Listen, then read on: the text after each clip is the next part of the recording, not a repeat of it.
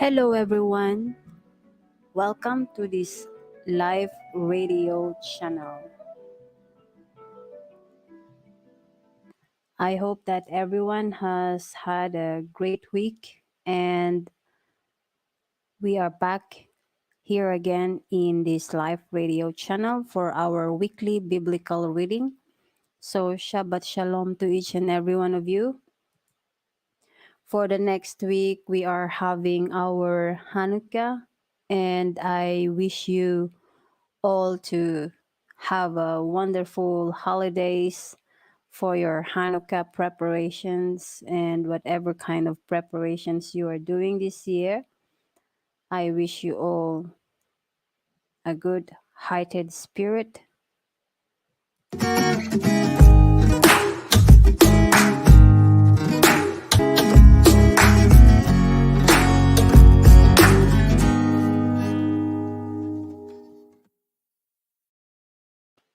So this week we have a great reading, and it is Parashat VAYISHLACH, and you will find it there in Genesis 32.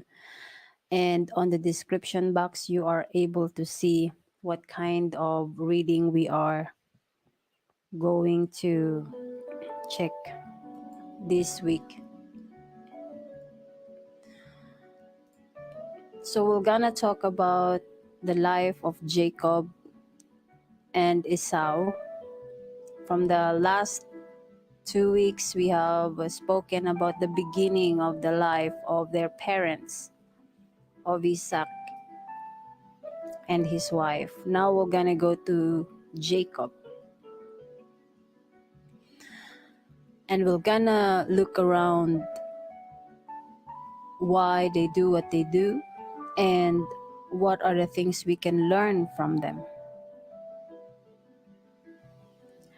So Jacob sent messenger angels before him to Esau, his brother. Jacob is back in the Holy Land after a 20-year stay in Haran, where he has married, fathered 11 sons and a daughter, acquired herds of sheep and cattle, and many other possessions. 34 years earlier, he had fled to the wrath of Esau after stealing the blessings from their father. Now he sent his angels as messengers bearing conciliatory words to his brother. The messengers, however, returned to report that Esau is coming against you, and 400 men are with him.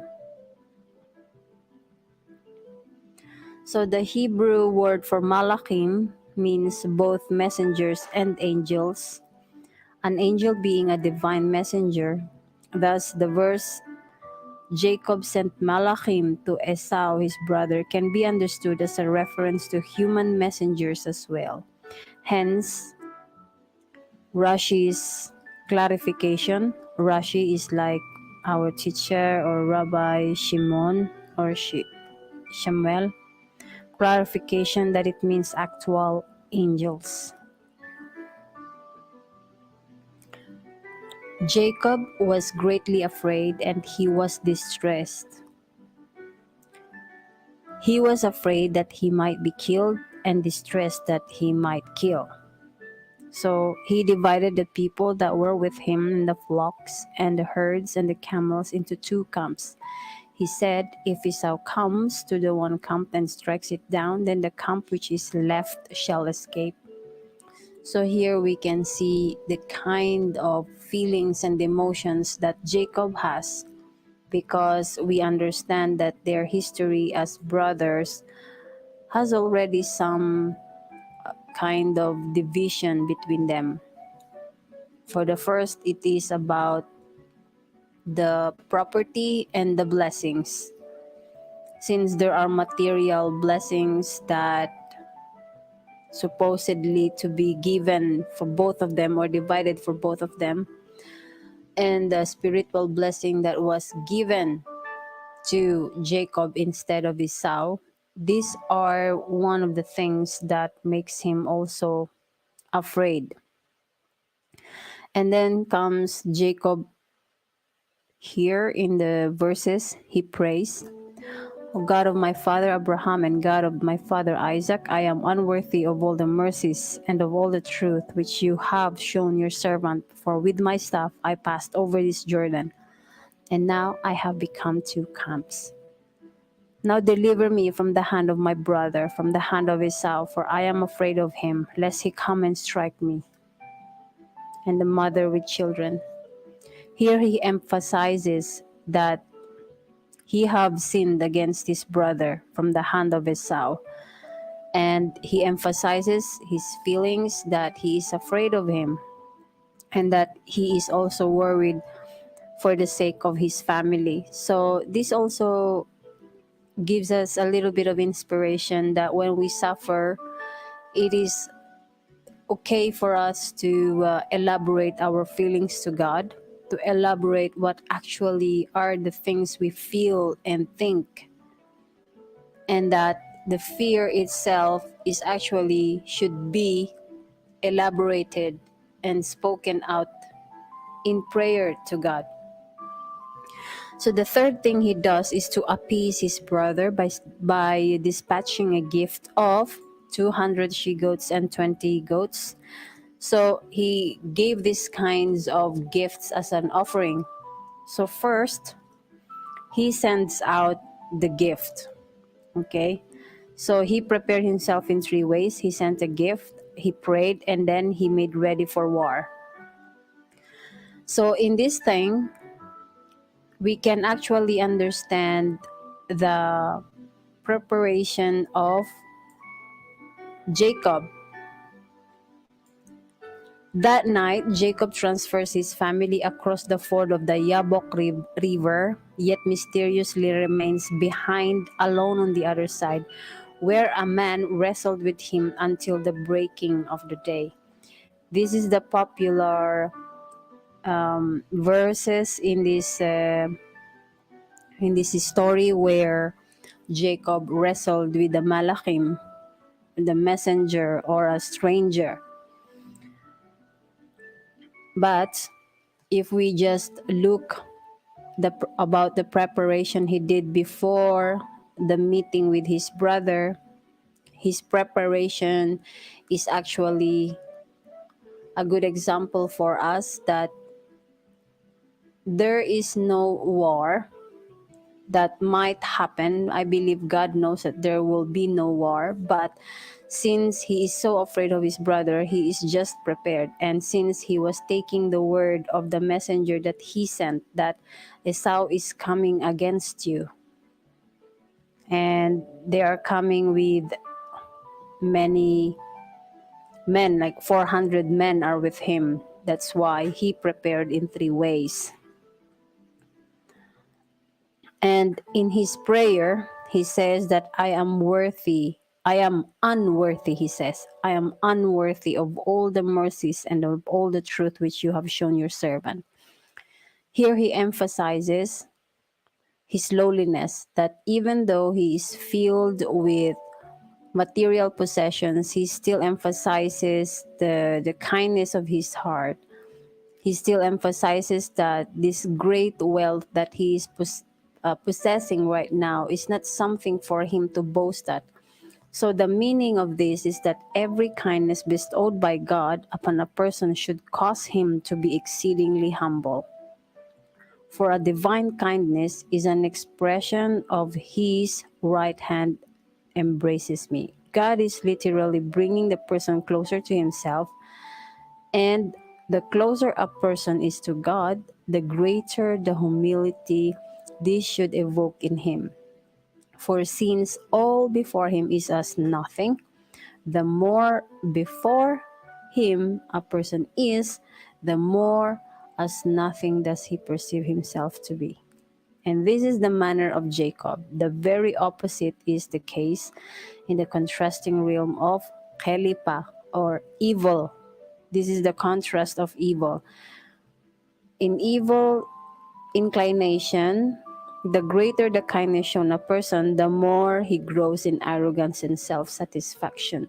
So therefore, Jacob is not like that. Even though he possessed many things, both wealth and exceedingly great in his handmaidens and people and servant, he was still humble even in his prayer. So while his family was sent across the Yabok River and he was left alone, there was a stranger who wrestled with him. They almost they had a fight the whole night. He touched the hollow of his thigh, and the hollow of Jacob's thigh was put out of joint, so it was a broken thigh. Jacob's thigh was broken, right? And the stranger said, "Let me go, for the day is over." But Jacob do not want him to go. He is refusing. He's refusing that, "I will not let you go until you bless me." So for this reason, the stranger asked him first. It's like there's a question, "What is your name?" And he said, "Jacob." And after this, the stranger said, "Your name shall be called no more Jacob, but Israel. For you have contended with a malachim of God and with men, and you have prevailed." So what does this mean to us? This means to us that when he contended with the angel, this also means that we also remember the times when Jacob had gotten this blessing by deceiving their father through the mother, right?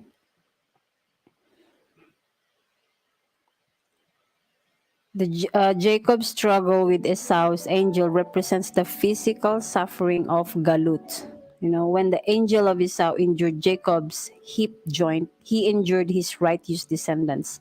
In the words of the Midrash, this is the generation of the Shemad, or the cruel tortures inflicted, right, in the Mishnaic times, inflicted by the Romans. But in other words, if we would relate this to our life, first, he was struggling with himself because there is a fear within him that his brother would hit him or harm him due to the distressing attitude that he did before when they deceived his brother and took the blessings from him. But at this point, his name was changed, his identity changed. There is an identity where he have to make sure that I deserve this blessing and I deserve this kind of spiritual growth, and I'm struggling with myself and within me. That's why I have to grow. And that's why you have to bless me. That's why the word says that your name shall be called no more Jacob, because you have contended with an angel of God and with men. So the sun had risen when the two brothers meet. Jacob's family is arrayed behind him. The two handmaids, Bilhah and Zilpah, with their 4 children, Leah and her 6 sons, and bringing up the rear, Rachel with Jacob's youngest 6-year-old Joseph. And here we can see what kind of brother Esau is. Esau ran towards him and embraced him, and he fell on his neck and kissed him, and they wept. Esau lifted his eyes and saw the woman and the children, and he said, "Who are these to you?" Jacob said, "The children with whom God has favored your servant." If we look at these words, it says here, Esau ran towards him and embraced him. You can understand that even though there was a big conflict between them from the past, still Esau could not withhold himself emotionally from Jacob because it is his little brother. Still, that little brother is a special for him, and his anger had already subsided because he kissed him. He ran to him and embraced him, and the both of them wept. So there was this kind of remorse from the both, that even though the words could not express it, their actions or their reactions towards this kind of meeting had a great impact on both of them. That's why they wept. The hand that embraced Jacob from Esau had actually made a big spiritual significance or a symbol for me when I'm imagining that despite of the conflict, they still emphasize that they are family, they are brothers. And then here, Esau become interested about the people behind Jacob and ask their identity. And Jacob answered that these are my family whom God had favored, your servant. So he always emphasizes himself. He's respecting the authority of Esau as a big brother still. You can see the humility there. These are my family. These are the children whom God has favored, your servant, he says here. So Esau protests that the gift which Jacob sent is really not necessary. I have much, my brother. Keep what you have to yourself. But Jacob insists, now take my gift, which has been brought to you, for God has favored me with it, and I have all. So we can see here that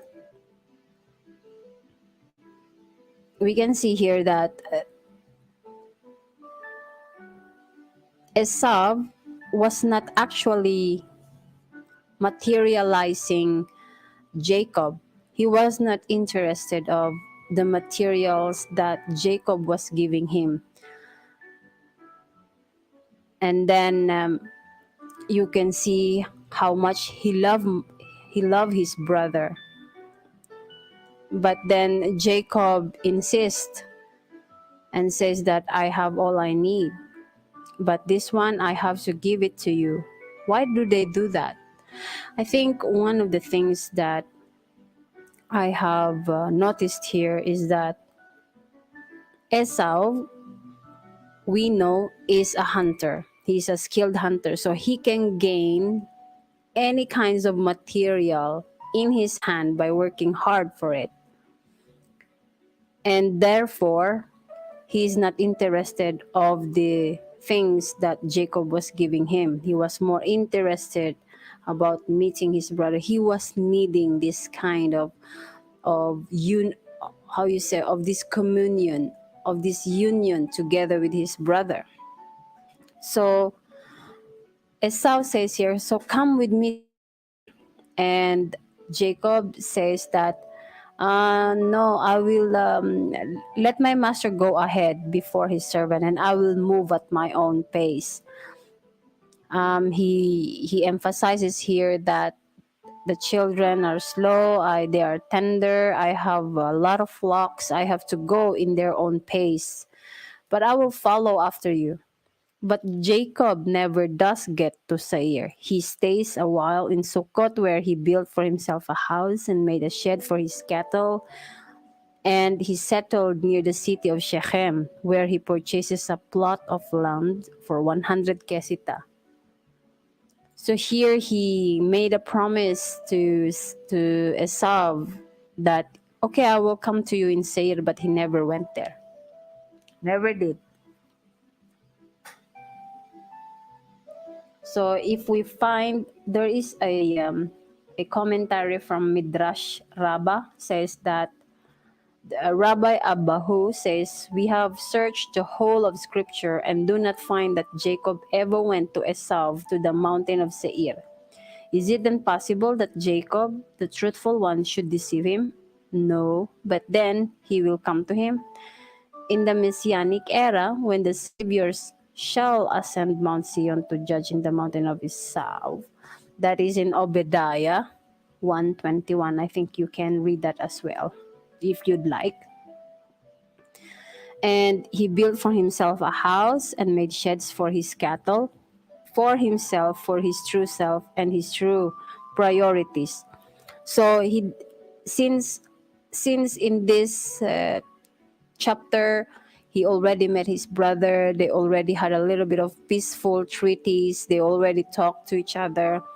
Now he built for himself, right? He built for himself a house and made sheds for his cattle. So here he made priorities for himself and for his family. In this sense, we also have this kind of thoughts. My thoughts is like this, that they are brothers, but his priority is his family, the needs of his family, the needs of his cattle. He have to shelter them, he have to provide for them. And therefore, this is the act of responsibility in every manhood in the family. This is the responsibility that a man should carry on his shoulder, that once he have a family, he should prioritize it. And even though if you have brothers or sisters, once you already joined your wife, you have to go to your wife and provide for your children, for your household. So I think that's the thing that Jacob did. So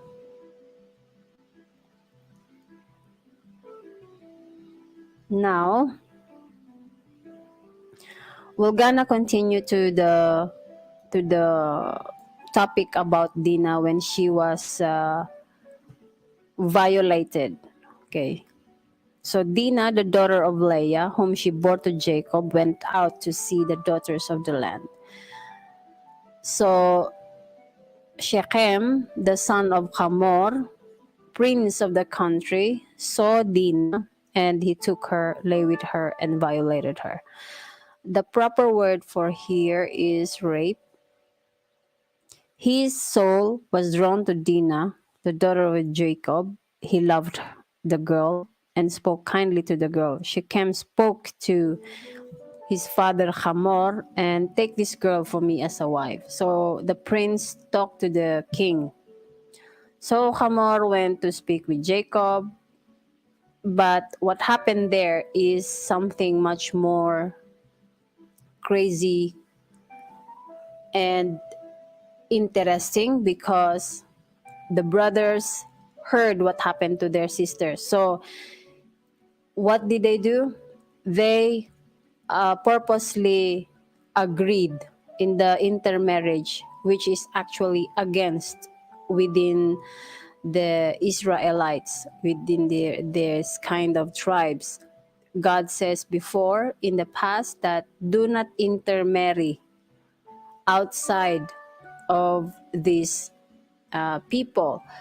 Just marry within this kind of tribe of yours. Do not marry from the Hivite or from the other kinds of tribe, okay?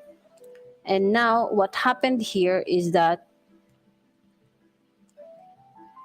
they were cunning, okay? They were cunning. So what they did is that they killed the people by circumcision, you know. So we cannot do this thing to give our sister to one that is uncircumcised, for that would be a disgrace to us. So they are emphasizing that for you to marry our sister, let yourself, all the men in this city, be circumcised. Okay? So, but with this, however, we will consent to you if you will be like us, that every male will be circumcised. Then we will give you our daughters. So, this is the deal. Circumcise every male, and we will allow our sister to be married to you, and even our daughters to be married. It's like a treaty that there will be an intermarriage between two nation, you know. So Hamor and Shechem fall for the ploy and convince the entire town to circumcise themselves. Okay, so it became much more political, so they joined together. So the brothers wait for 3 days, and then here comes the problem, because Simeon and Levi, Dinah's brothers, took each man his word. So they killed the man, city or unresisted. Imagine men who just circumcised, and 3 days that's still painful, and then the two brothers came and killed and destroyed the whole city. They slain and plundered, and Jacob is displeased by their action. So, you have sullied me, making me odious among the inhabitants of the land, among the Canaanites and the Perizzites. And these are the tribes that God do not want the Israelites to intermarry with. So now he says, I am a few in number, and they will gather against me. Their response is, could we have allowed our sister to be made a harlot? And in here we can actually see the actions also of Dinah. Dinah became interested in learning to have friendship with those who actually are far from her. How do you say? She's making friends with people who are not knowing how they should behave or how they should live as godly people, which I believe for myself it's okay to be friends with those who actually do not hold the same faith like you. But the problem here is she probably acts like them. Therefore, the prince had saw her in the town and find her very, very beautiful. So that's why this thing had happened, because probably if she might have obeyed her father and didn't go out there in her manner, then probably nothing of this would happen. Because if we read actually the verses, it seemed like Dina went out for herself. Like she went there alone and met her friends. Now, we're gonna talk about the death of Rachel. News reaches Jacob that Deborah, his mother's nurse, has died. A number of the commentaries see this as an allusion that Rebecca too passed away at this time. So God appears to Jacob and reiterates the name change given him by the mysterious stranger who had wrestled with him all night. Imagine that's exhausting. They wrestled all night. Your name shall not be called Jacob any longer, but Israel shall be your name. Be fruitful and multiply. A nation and a multitude of nations shall come into existence from you, and kings shall come forth from your loins. And the land which I have to gave to Abraham and Isaac, for you I will give it, and to your seed after you I will give the land. Jacob has now been in the Holy Land for nearly 2 years, making his way southward toward Hebron, where his father lives. He is nearly there when the tragedy strikes. There was but a little way to come to Ephrath when Rachel gave birth, and she had a difficult labor. And this is actually the little brother.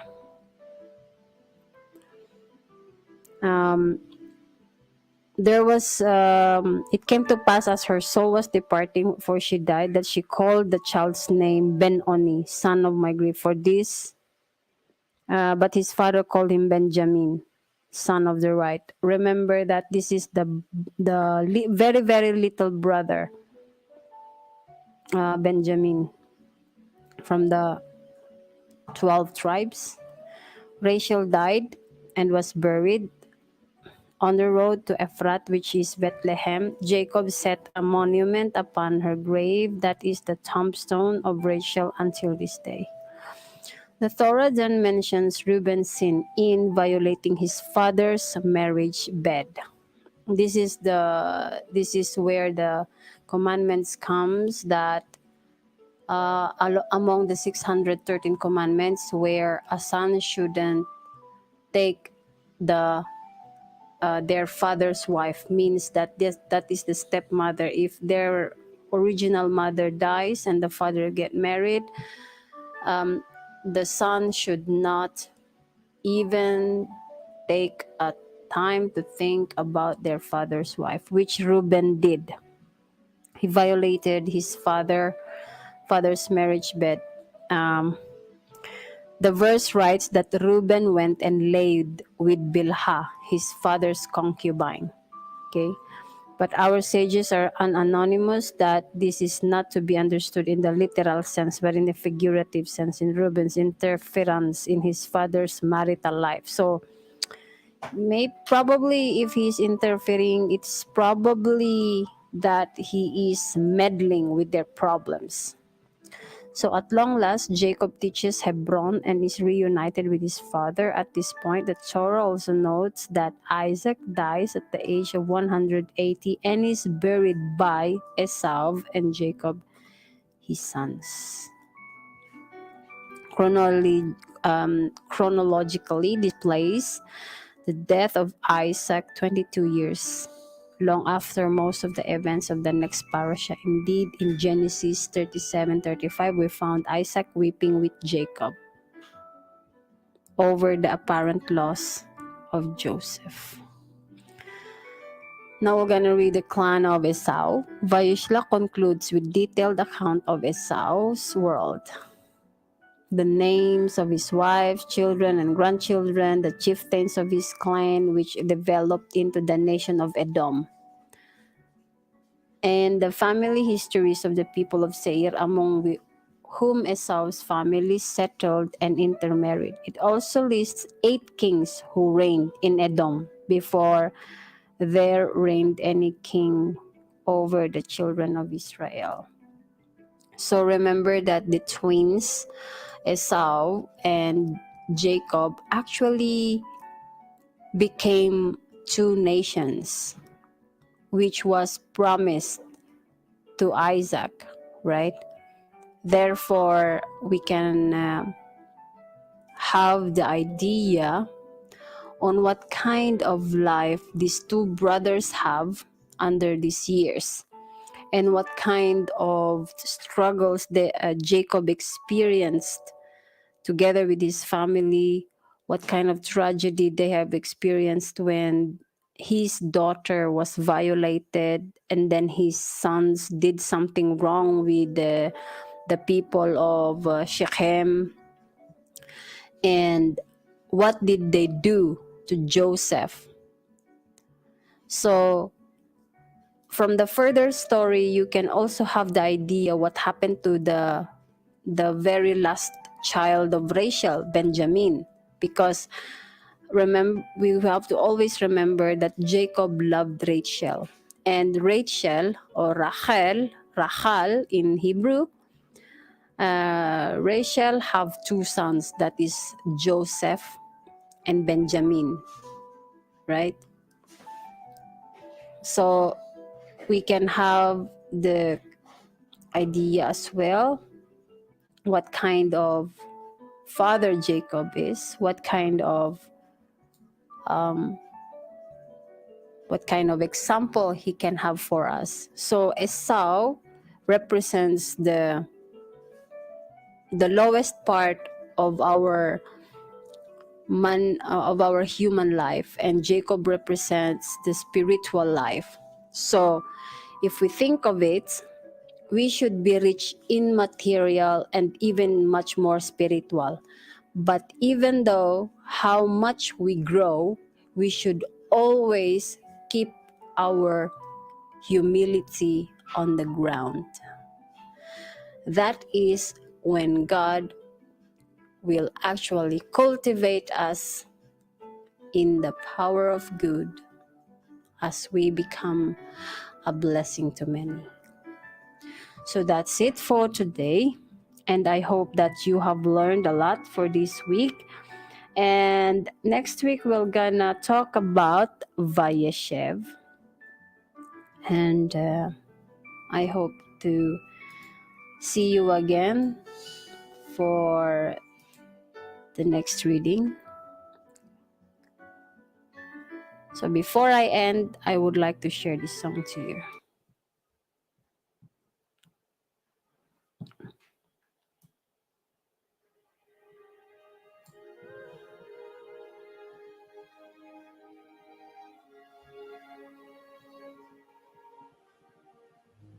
As I lay me down, heaven hear me now.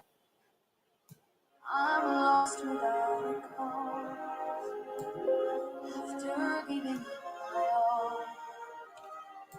Into storms that come, darken my sun. After all that I've been through, who on earth can I turn to? I look to you.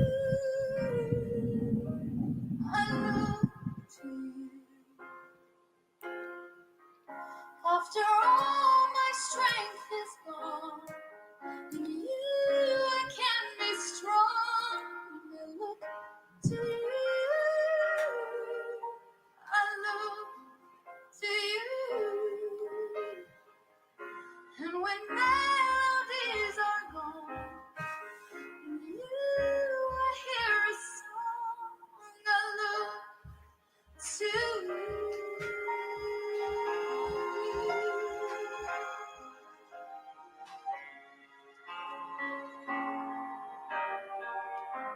About to lose my breath, there's no more fighting left. Sinking to rise no more, searching for that open door. And every road I've taken led to my regret. I don't know if I'm gonna make it. Nothing to do but lift my head up to you. I look to you. After all my strength is gone, in you I can be strong. I look to you. So that is the song from Whitney Houston, resung or covered by Sela. I Look to You. Thank you so much for your kindness and for being wise in listening to this weekly parasha. About the words we have, and we got the words to live by. Shabbat Shalom, each and everyone, and see you again.